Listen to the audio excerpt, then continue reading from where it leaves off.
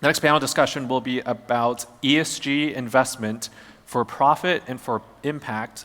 We have a moderator, his name is Spencer Tan. He's a managing partner at Vietcetera.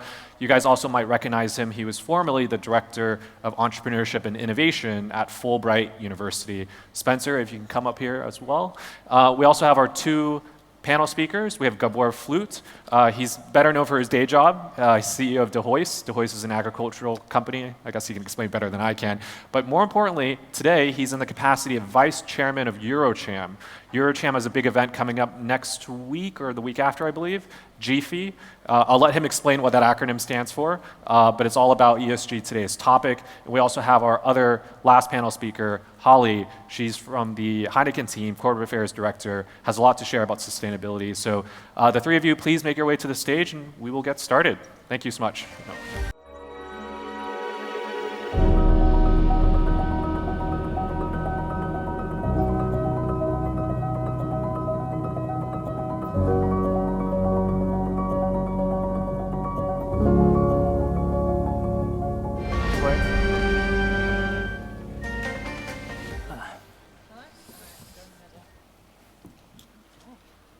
Well, good afternoon, everyone. Good to kick off lunch with a very interesting topic like ESG. This topic in particular I'm excited about because earlier in the day when Hao kicked off our day, he had mentioned that Vietcetera's audience is mostly Gen Z, millennials, a younger audience, and one of the topics that they all are really passionate about is actually around climate change and sustainability. And so when it comes to talking about ESG, environmental, social, governance factors, we have two leaders in Vietnam who are making significant impact in these areas. So really thrilled to have you both here. And so I wanted to kick off our conversation today with a simple question. Can you each tell us quickly how you approach ESG investing in your work?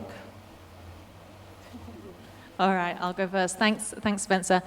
Yeah, so at HEINEKEN, we are a beer company, obviously, as you know. When we think about ESG, we take a very broad and a very holistic view, right? We are a manufacturer, primarily, but we're also part of a value chain. So we're really thinking about not only our own production, and we have 6 breweries here in Vietnam, but we're also thinking about our part of that whole value chain and how we work with our partners. So we take a long-term value chain approach when we're thinking about everything, but also we have a very broad program. So it's not only about manufacturing in terms of then thinking about climate and thinking about water and waste and the environment. We're also part of the communities here. So we really think about what about social and our social impact. And then lastly, coming to our product, we are an alcohol producer. So we really lean into that, and a whole part of our ESG area is all around responsibility. So responsible drinking is a big factor for us. So it's actually very broad when we think of ESG. Environment, social, responsible is our role as a manufacturer, yes, but it's, again, how we work with our partners upstream, like our suppliers, also downstream, our distributors, our customers, so that we can have an impact through the value chain. So that's how we think about it, pretty broad and pretty big, and everything from people, planet, and prosperity. Yeah, I think I would like to answer on behalf of EuroCham, right? Because I can also give a whole story about what we as the host are doing, but that's, I think, much more in line also with the approach of HEINEKEN. I think for EuroCham, we are representing more than 1,200 European companies in Vietnam.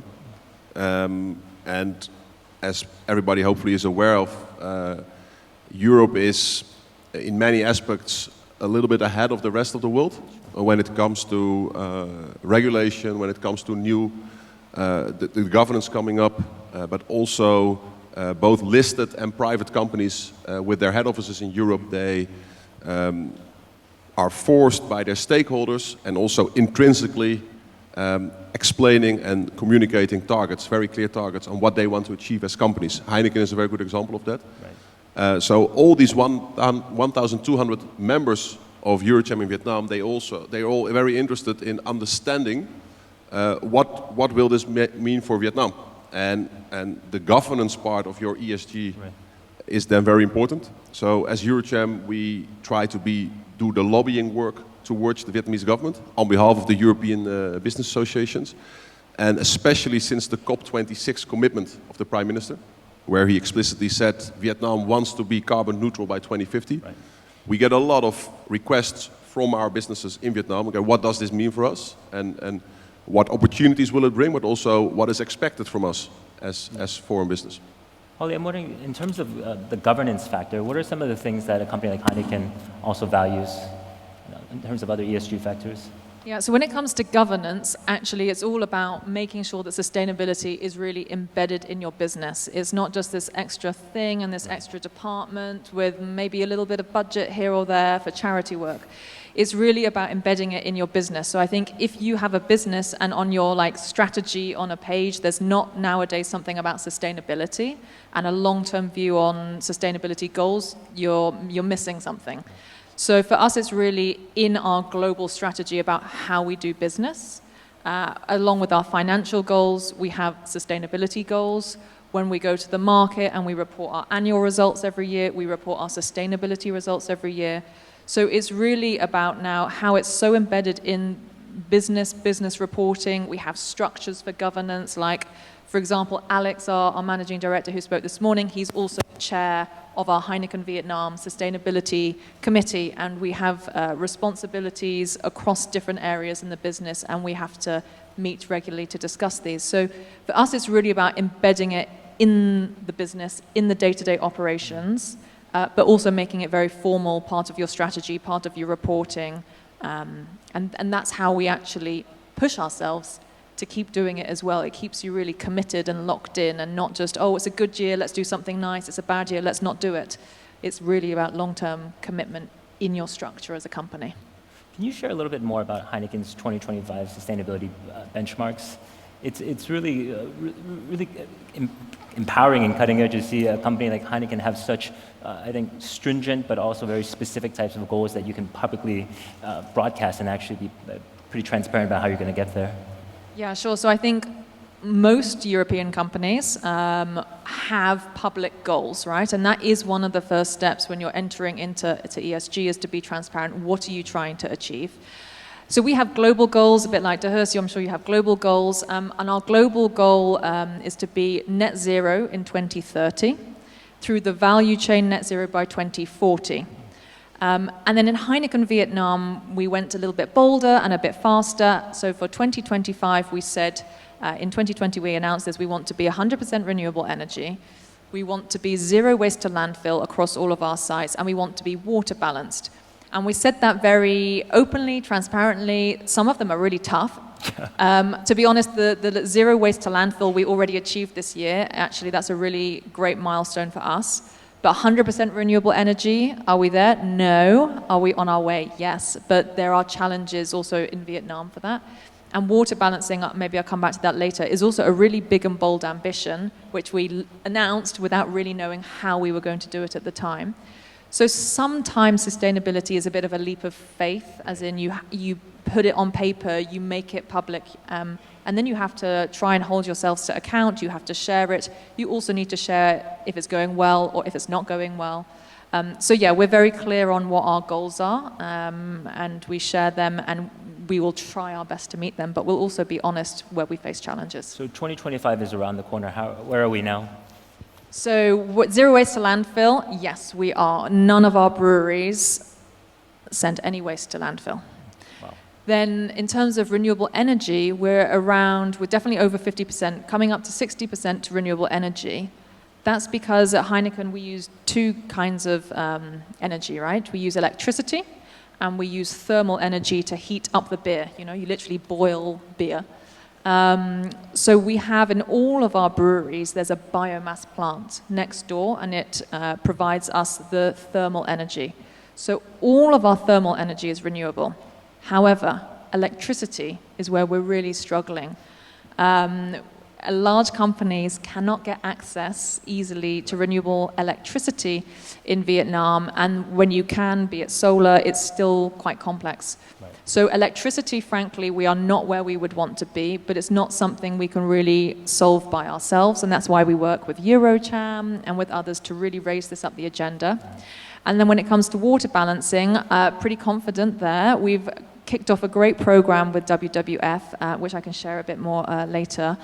But that will really get us, I think, to our water goals. So mixed bag, but we're on the right track. Great. Well, this conversation is very timely. Today is the concluding day of the COP27 in Cairo, where all the global leaders are convening in Cairo to really talk about what their commitments to climate change are. And Gabor, it's exciting. So I don't know if any of you know, but next week on the 28th, the EuroCham is convening an incredible multi-stakeholder dialogue around climate change, and really with the objective of helping Vietnam advance some of these important objectives that they committed at COP26. So can you please share a little bit more about that and what your objectives are?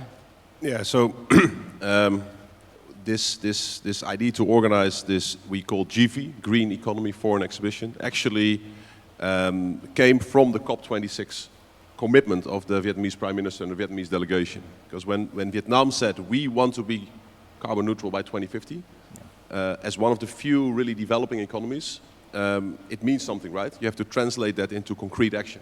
And immediately we approached the Prime Minister's office back then and we said, okay, we think as European businesses we have so much to bring, so much to offer in terms of best practices, in terms of what we are doing in Europe, but also to find ways to work closer together with Vietnamese companies, with Vietnamese SMEs, with larger Vietnamese companies, with the Vietnamese government. Because if you are really serious about this commitment, then we have to start immediately. Vietnam is one of the countries that will be most hard hit by climate change. If you talk about what's happening in the Mekong Delta with saltwater intrusion, areas that have the risk of being flooded. So there's no time to waste. And it seems that one of the most important outcomes of COP27 will be the restated commitment of the G20 to keep the global warming at a maximum of 1.5 degrees. If that gets translated in also the funding required to get there and the concrete plans, then there is still a chance to achieve it. And at least in Vietnam, as EuroCham and as European business community, we believe we have a very important responsibility there. So that's why we decided to organize this conference. It will be held from the 28th until the 30th of November. Entrance is free. There are a few parts where you may have to pay entrance, but the general entrance is free. All the topics are bilingual, so we arrange simultaneous translation for the whole event for 3 days. And there are many companies that are presenting themselves. So when you walk around, you also have the chance to interact directly with many large enterprises, but also SMEs from both Europe and from Vietnam, to hear specifically, like the examples that you are now giving for Heineken, to hear specifically from other companies also, what are they doing? Another important target for that event is also to bring all the key decision makers together. So we will have the Prime Minister there from Vietnam, we have a number of other ministers there, are high-ranking people coming from Europe, from institutions like UN, World Bank, IFC, ADB, etc. So hopefully many people with the right knowledge, experience and background to really share their point of view and to really translate COP26, COP27 into concrete actions for Vietnam. So tactically, you have the Prime Minister, you have leaders of major institutions. More specifically, or if you had to say one thing that you would hope comes out as an outcome, what would that be? We have a long list of ambitions, but one of the top priorities, and it links a little bit to what you said about access to renewable energy, is already for years in Vietnam, the government is talking and discussing about what is the prioritization of our energy mix. So how fast can we phase out coal-fired power plants? How can we fast-track investments in wind and solar? And also, how do we translate this, and that's the G of ESG, how do we translate this in better legislation? And Vietnam really needs to make that long-term plan clear for Vietnamese companies and for foreign companies also to be able to attract the financing required for all the investments. There will be hundreds of billions of dollars in funds will become available for the developing world in the coming years. And any country that is able to come with a very clear plan and put that plan in legislation will be in the front row to get access to that funding. So it's a huge opportunity, also a huge business opportunity for Vietnamese businesses, both for large enterprises and SMEs. But at the end of the day, it's also super important for 100 million people living in this country, right? So. Yeah, I mean, in many ways, it is an existential crisis of sorts. PwC recently calculated that there has been an 84% increase in ESG investing, so roughly a $33 trillion asset class. Let's talk about costs. I'm curious, for a company like Heineken to be so deliberate on net zero, what's at stake? What is the cost for that? And how do you get stakeholders to align on something like this that usually does hit the bottom line? Yeah, so cost is obviously for a company a very important component of this. I think luckily Heineken and other companies also, when we talk about sustainability, we take a really long-term view.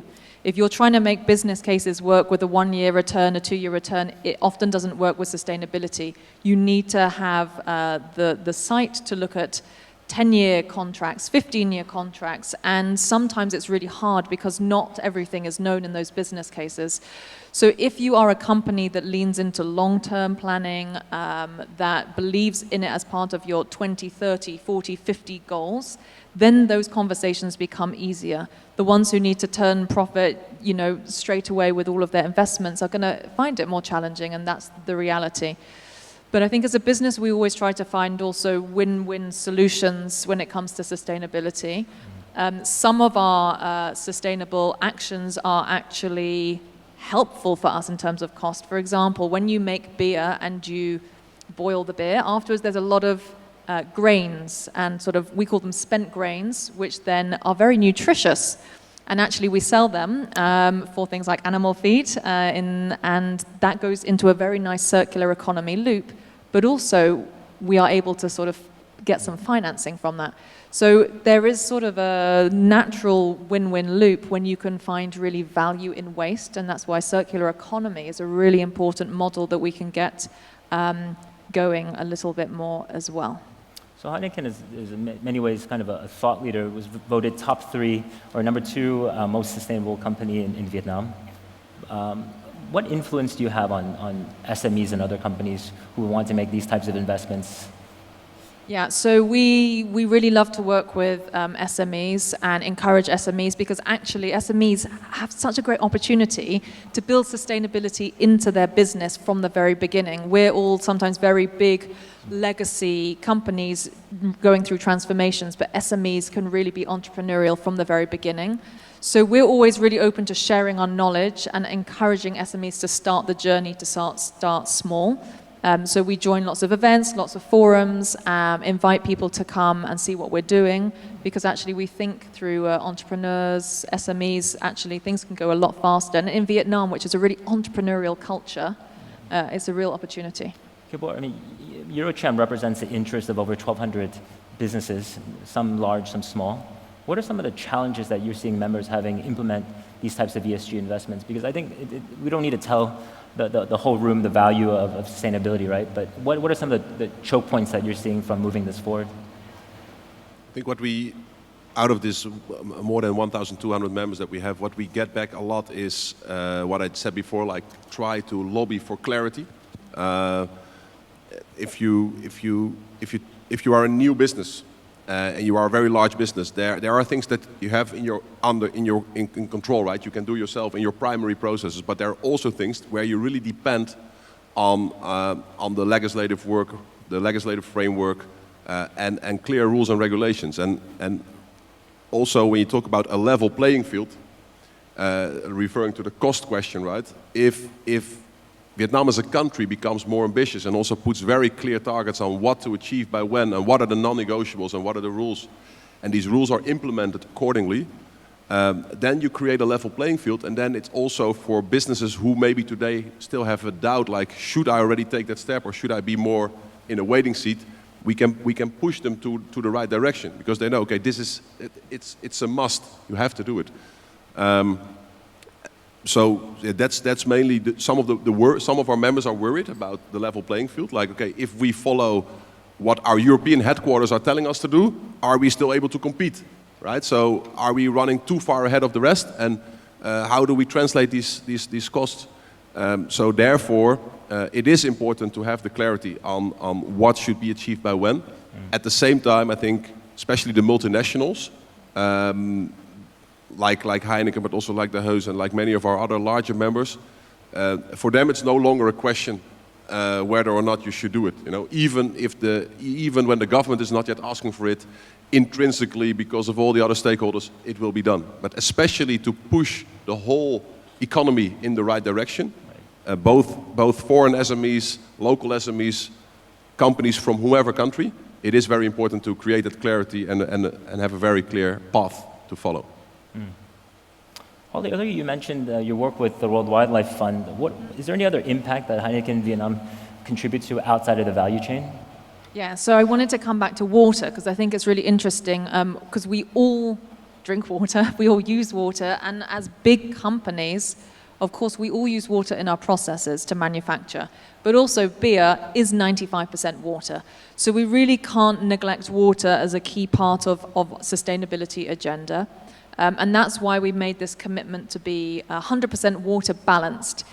And just to be clear, what is water balancing? It means the water that you take and that you put in the product, so the water in our beer, we find a way to put it back into society, okay? Because we take that from, it could be wells, it could be city water, and now it's sitting on shelves across bars, and we want to try and replenish the water sources.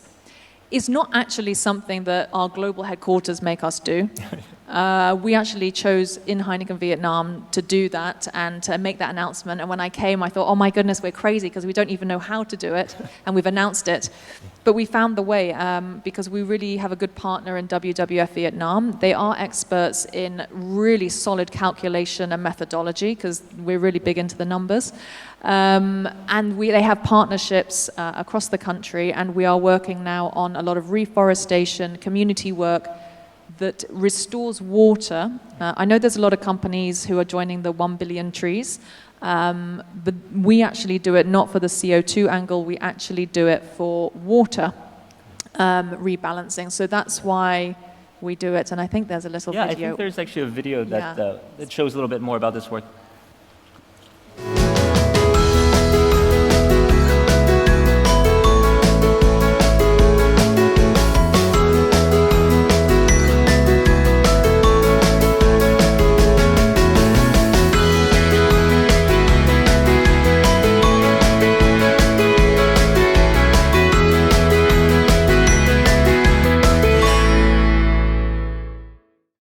It's short but sweet, but I think it's showing that that's an area where as a company you can choose to even go beyond where in some ways it's not like we were mandated to do this, right? We believe in it, we want to do it, and that's something outside of our brewery walls that we want to do on water. So, yeah. Well, I mean, it actually probably a lot of, I would dare submit that almost everyone in this room has interacted with at least one product with Heineken Vietnam, because it's not just the Heineken beer or the delicious zero alcohol beer they have, but it's also Strongbow, Tiger beer, and a number of other products. Yeah. And so to the extent that you get feedback from consumers and how that gets integrated into your decision-making, your value chain, can you share a bit about that? And I think that's the exciting part about sustainability for the future, is it's going to be about brands, not just about corporates and companies. So yeah, we have big, powerful brands, Heineken, Tiger, okay, really cool. We reach a lot of consumers. Consumers interact and they buy our products every day. Of course, we'd love them to know that we are also a company. The way those beers are made as sustainably as we can. So in Vietnam, we start to see that consumers now really want to interact with brands who are sustainable, especially on environment. There's some awareness starting to come. So I think the next phase of sustainability in Vietnam will go into the consumer world. And I think this is where also all the consumers, young people can really make a difference, is by demanding companies and demanding brands who are sustainable. And that's the way that we can all speed up change even more. Yeah, I mean, that's a good point. As we wrap up, a lot of Etcetera's audience, as Hal mentioned in the video, is Gen Z, millennials, Henrys, this future generation of Vietnam, almost 30% of the population, really. What is your advice to young people or our audience as they think about making an impact in sustainability or ESG investing? My advice to consumers, to young people, is to care about the products that you pay for. Every time you make a decision with your wallet, you are making a choice. So I really think, now we start to put like QR codes on some of our products to find out more. Think about the products that you are choosing to buy, because that sends a huge signal to companies of what to do. So I think money talks. Yeah, I fully agree with Holly, absolutely. And I think one thing to add there, as a consumer, yes, you should be aware of all your actions.